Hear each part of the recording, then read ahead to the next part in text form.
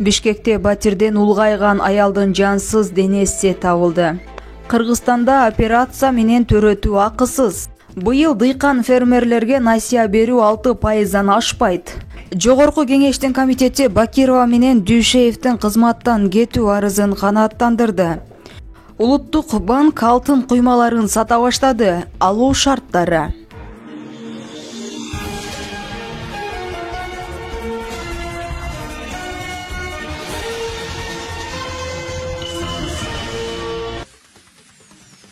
Жогорку кеңештеги конституциялык мыйзамдар, мамлекеттик түзүлүш, сот, укуктук маселелер жана Жогорку кеңештин регламенти комитети Жогорку соттун төрайымы Нургүл Бакирова менен Конституциялык палатанын төрагасы Карыбек Дүйшеевдин өз эрки менен кызматтан кетүү тууралуу арызын канааттандырды. Алардын арызына байланыштуу президент Садыр Жапаров менен министрлер кабинетинин парламенттеги өкүлү Алмазбек Абытов депутаттарга кайрылган. Карыбек Дүйшеев бул кызматка 2019-жылы июлда дайындалган. Конституциялык палата 9 судьядан турат. Ал соңку чечими тууралуу комментарий берелек. Нургүл Бакирова кызматтан өз эрки менен кетүү тууралуу 31-январда президентке арыз жолдогон. Ал бул кызматка былтыр апрелде шайланган жана ага чейин төрайымдын орун басары болуп иштеп турган. Булак Азаттык.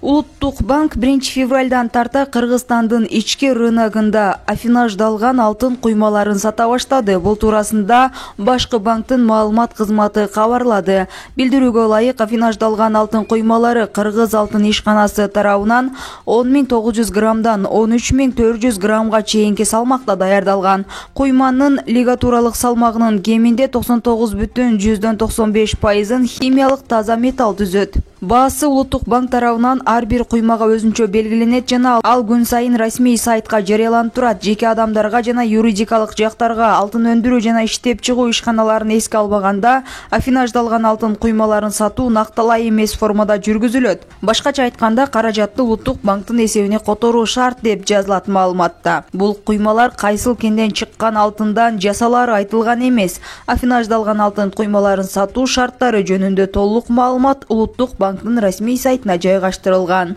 Булак Спутник KG.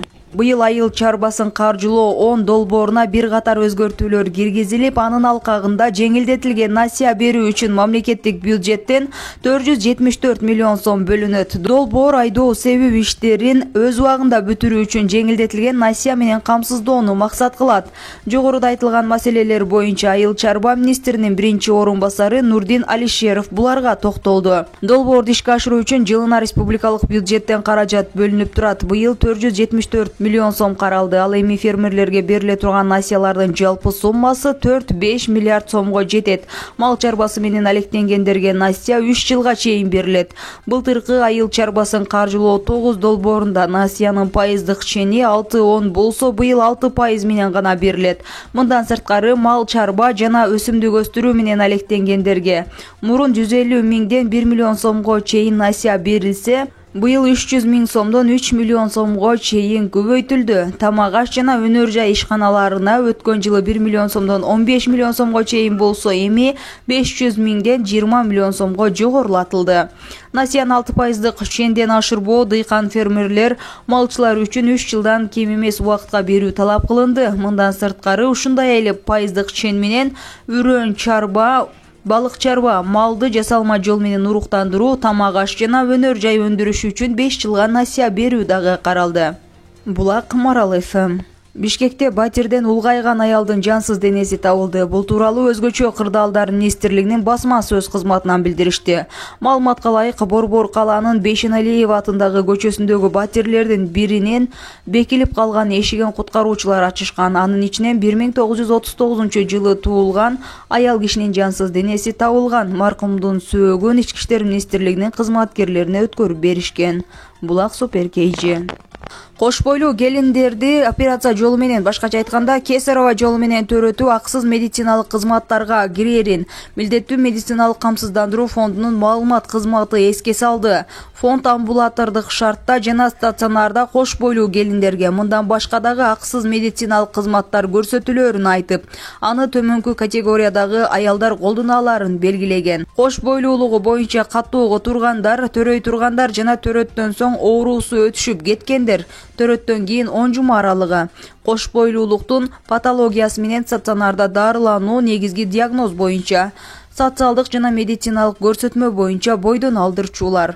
Фонддун милдеттүү медициналык камсыздандыруу программаларын реализациялоо башкармалыгынын жетекчиси Жипара Азизбекова операция жолу менен төрөтүү да акысыз медициналык кызматка кирерин белгилеген. Андыктан ар бир төрөт үйүнүн жетекчиси дары-дармекке, анын ичинде наркоз берчү препараттарга мониторинг жүргүзүп турушу керек. Ошондой эле алар менен операциялык блокторду камсыздап турушу шарт, деген Азизбекова.